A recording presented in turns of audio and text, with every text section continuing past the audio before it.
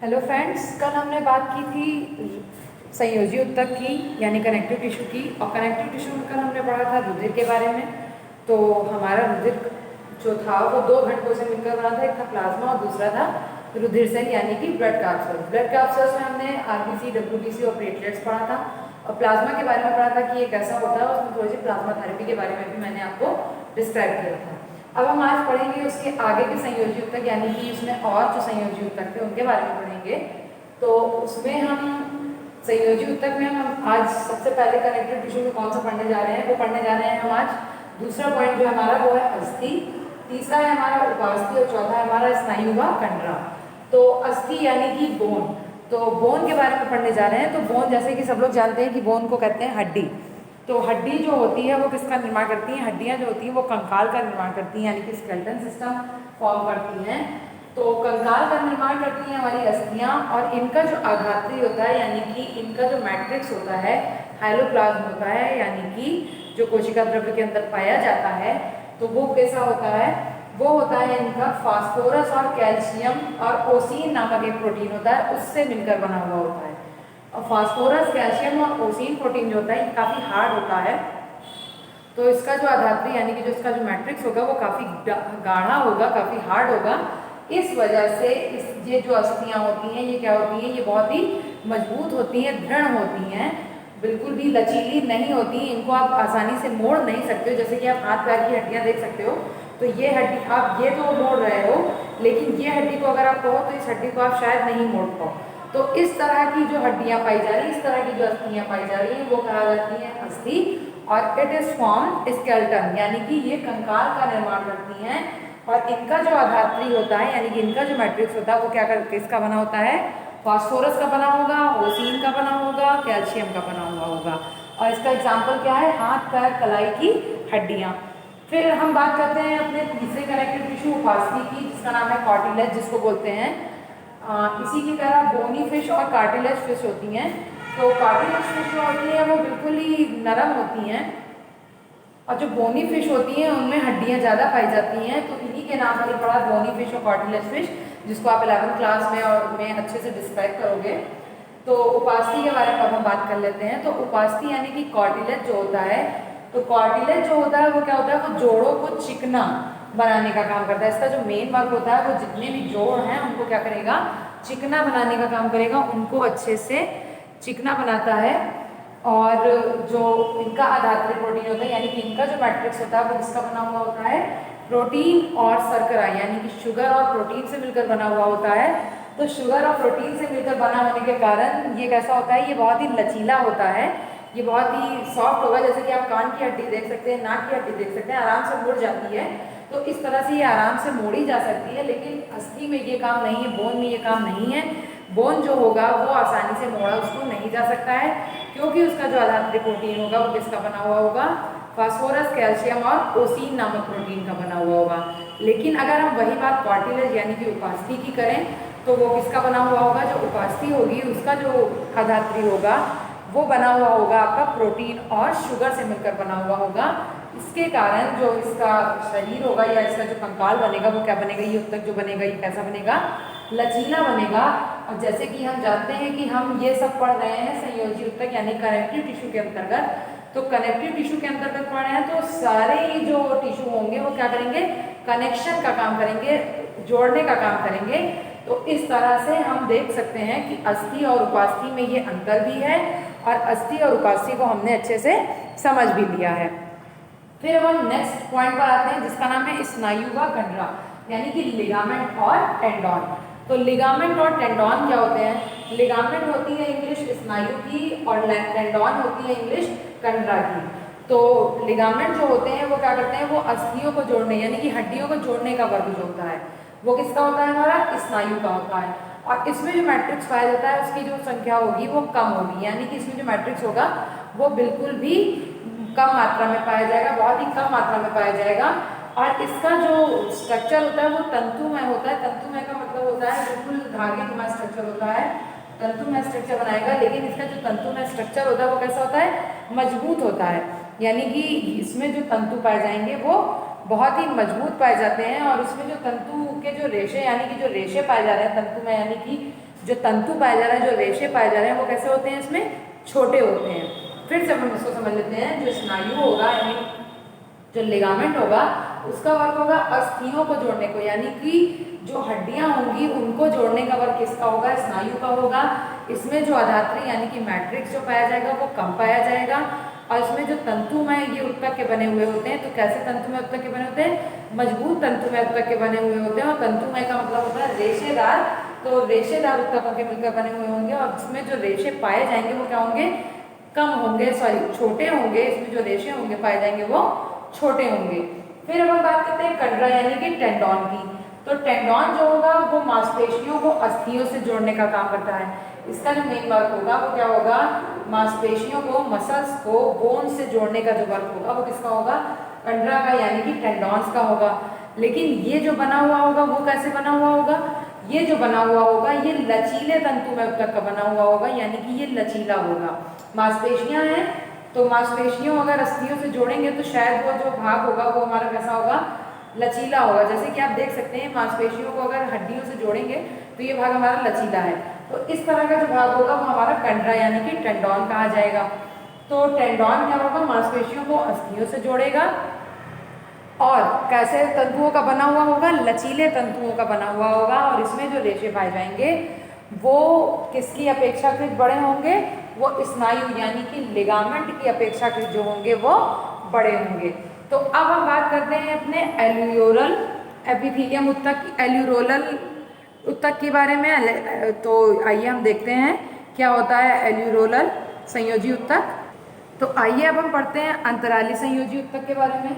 तो देखते हैं क्या होता है अंतराली संयोजी उत्तक। एल्यूरोल जो होता है उसकी हिंदी होती है अंतराली, यानी कि अंतराली संयोजी उत्तक यानी कि एल्यूरोलर कनेक्टिव टिश्यू जो होता है वो किसका बना हुआ होता है, कोमल मैट्रिक्स का। यानी कि जो मैट्रिक्स होगा वो क्या होगा, कोमल होगा, बहुत ही सॉफ्ट होगा, वैसा बना हुआ होगा और जिलेटिनस होता है, यानी कि जैसे कि पन्नी होती है वैसा इसका मैट्रिक्स होता है, उस तरह से होता है। और इसका मेन वर्क क्या होता है, खाली जगह को भरने में, यानी कि कोई भी जगह है जो खाली है हमारे शरीर में उसको भरने में। और आंतरिक सहारा यानी कि हमारे बॉडी को जो इंटरनल सपोर्ट है वो देने का काम करता है। और उत्तकों की मरम्मत यानी कि कोई भी टिश्यू अगर खराब हो चुके हैं तो उनकी मरम्मत का काम, या किसी तरह से क्षति हो चुकी है, उनको हानि पहुंचाई गई है, तो उनकी जो रिपेयरिंग का वर्क होता है वो कौन करता है, अंतराली संयोजी उत्तक करता है।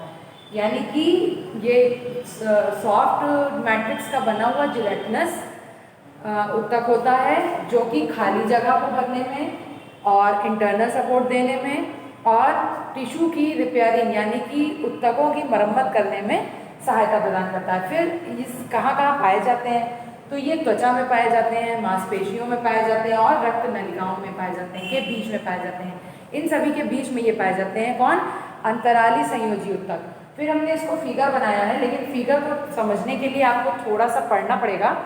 तो हम देखते हैं फिगर के लिए। फिगर में हमने रेशोत्तक कोशिका बनाई है जो रेशेदार उत्तक से मिलकर, रेशेदार कोशिकाओं से मिलकर बनी हुई हैं, जिनको फाइब्रोब्लास्ट कहा जाता है। फाइबर मतलब होता है रेशे, तो फाइब्रोब्लास्ट कहा जाता है। फिर प्लाज्मा सेल्स हैं और कोलेजन फाइबर है। कोलेजन फाइबर यानी कि कोलेजन तंतु भी पाए जा रहे हैं। तो आइए देखते हैं व्हाट इज कोलेजन फाइबर, रेशोत्तक कोशिका and plasma cell. Plasma cell के बारे में कल हमने डिस्कस किया था कि it is made up of 10% water and 90% water and 10% protein, and it is a yellow color liquid, and in it is contained glucose, digested and undigested food, hormones etc. लेकिन हमने कल या अभी तक रेशोत्तक कोशिका यानी कि फाइब्रोब्लास्ट और कोलेजन फाइबर के बारे में नहीं बताया है।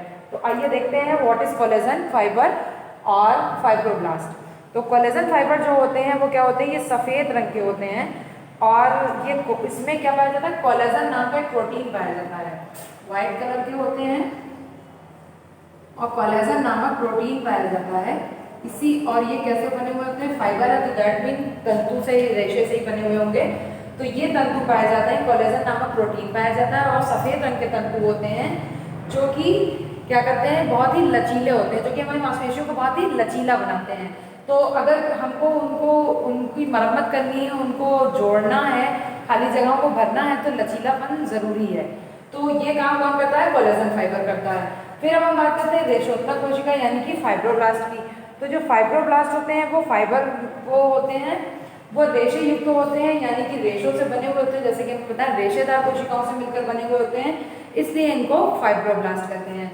तो जो रेशेदार कोशिकाएं होती हैं उनको कोलेजन तंतुओं के उसमें कोलेजन तंतु पाए जाते हैं, और जो हमारे अंतराली संयोजी ऊतक होते हैं वो क्या करते हैं, प्लाज्मा सेल्स के द्वारा जुड़ करके हमारी नई मांसपेशियों की मरम्मत करते हैं और नए ऊतकों की मरम्मत करते हैं, और मांसपेशियों की जो खाली जगह है उनको भरने का काम करते हैं। फिर से हम एक बार देख लेते हैं, एल्वियोलर संयोजी ऊतक या अंतराली संयोजी ऊतक जो कि कोमल आधात्री यानी कि सॉफ्ट लिक्विड से भरे हुए होते हैं, और सॉफ्ट लिक्विड जो उसमें पाया जाएगा, सॉफ्ट मैट्रिक्स जो पाया जाएगा वो जिलेटिनस होगा। उसका वर्क होगा खाली जगह को भरने में, ऊतकों की मरम्मत करने में और आंतरिक सहारा यानी कि इंटरनल सपोर्ट देने में ये हेल्प करेगा। और ये कहाँ कहाँ पाया जाएगा, त्वचा में पाया जाएगा, मांसपेशियों में पाया जाएगा और रक्त नलिकाओं के बीच में पाया जाएगा। फिर हमने फिगर में दिखाया रेशोत्तक कोशिकाएं, प्लाज्मा सेल, कोलेजन फाइबर, ये भी प्लाज्मा ही है। तो जो हमारे जो एल्वियोलर संयोजी ऊतक होते हैं, ये पूरा हमारा एल्वियोलर संयोजी ऊतक है।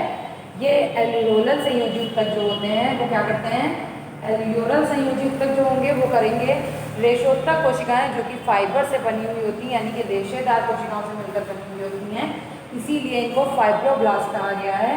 फाइब्रोब्लास्ट जो होंगी उसमें कोलेजन फाइबर पाया जाएगा, और कोलेजन फाइबर किसको कहते हैं, कोलेजन फाइबर यानी कि कोलेजन व्हाइट कलर का होगा, कोलेजन फाइबर व्हाइट कलर के तंतु होंगे, और ये किसके बने हुए होंगे, कोलेजन नामक प्रोटीन के बने हुए होंगे, इसलिए इनका नाम कोलेजन फाइबर है।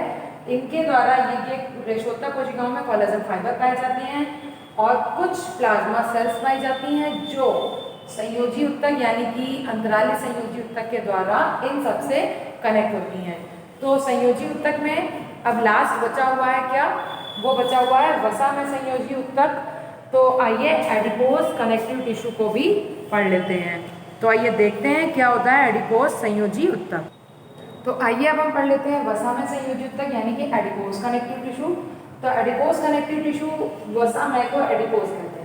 वसामय का मतलब है कि वसा से संचित, यानी कि वसा ज़्यादा संचित होने के कारण या संग्रह होने के कारण ये जो संयोजी ऊतक होते हैं इनको क्या कहा जाता है, वसामय संयोजी ऊतक कहा जाता है। यानी कि वसा को संचय करने के कारण इन संयोजी ऊतकों को वसामय संयोजी ऊतक यानी कि एडिपोज कनेक्टिव टिश्यू कहा जाता है। और एडिपोज कनेक्टिव टिश्यू में वसा प्रोटीन यानी कि एडिपोसाइट, वसा प्रोटीन को ही क्या कहा गया है यहाँ पे, एडिपोसाइट। तो एडिपोसाइट पाया जाता है, वसामय प्रोटीन जिसको बोला जाता है। और ये वसामय प्रोटीन ज़्यादातर जो होता है, ये वसा जो होता है हमारे शरीर के आंतरिक अंगों में पाई जाती है, यानी कि पेट साइड में आप देख लें, बेली साइड में देख लें, ऊँट के जो पूबड़ है उसमें देख सकते हैं, व्हेल मछली जो है उसके अंदर आप देख सकते हैं काफ़ी वसा में मात्रा में पाई जाती है। और ये जो वसा होते हैं ये इनके नीचे, और फिर क्या है, इन ऊतकों की जो कोशिकाएं होती हैं उनमें वसा कोलिकाएं भी पाई जाती हैं। और वसा कोलिकाएं क्या होती हैं, वसा कोलिकाएं जो होती हैं वो वसा को संचित करती हैं। यानी इन ऊतकों में जो वसा कोलिकाएं जो पाई जा रही हैं, ये फैट सर्कुलर सेल जो पाई जा रही हैं, तो फैट सर्कुलर सेल क्या करती हैं, फैट को कंज्यूम करती हैं, यानी फैट को संचित करती हैं। तो वसा में संयोजी ऊतक क्या है, वसा में संयोजी ऊतक जो है उसको एडिपोज कनेक्टिव टिश्यू कहते हैं। इनमें वसा प्रोटीन पाई जाती है, यानी कि एडिपोसाइट्स पाए जाते हैं, और वसा संचित करने के कारण ही इन संयोजी ऊतकों को क्या कहते हैं, वसा में संयोजी ऊतक कहते हैं। और वसा में संयोजी ऊतक में वसा जो होती है वो कहाँ संचित होती है, वो संचित होती है वसा गोलिकाओं में, यानी कि फैट सर्कुलर सेल में कंज्यूम होती है। तो इस तरह से हमने जो अपने कनेक्टिव टिश्यू हैं उनको कंप्लीट कर लिया। तो कनेक्टिव टिश्यू में कल हमने सबसे पहले पढ़ा था रुधिर यानी कि ब्लड, जिसमें हमने पढ़ा था प्लाज्मा और ब्लड सेल्स। आज फिर पढ़ा हमने स्नायु और कंडरा यानी कि लिगामेंट एंड टेंडॉन्स, फिर बोन एंड कार्टिलेज यानी कि अस्थि और उपास्थि, फिर एल्वियोलर संयोजी ऊतक यानी कि अंतराली संयोजी ऊतक, फिर ये लास्ट है एडिपोज कनेक्टिव टिश्यू यानी कि वसामय संयोजी ऊतक। तो अब हमारा दो तरह के ऊतक जो जंतु ऊतक में थे वो कंप्लीट हो चुका है, यानी कि एपिथेलियम ऊतक कंप्लीट हो गया और कनेक्टिव टिश्यू कंप्लीट हो गया। अब हम थर्ड बात करते हैं पेशीय ऊतक की, यानी कि मस्कुलर सिस्टम की। तो मस्कुलर सिस्टम के लिए हम आपको नेक्स्ट लेक्चर में बताएंगे। आज के लिए इतना ही। Thank you.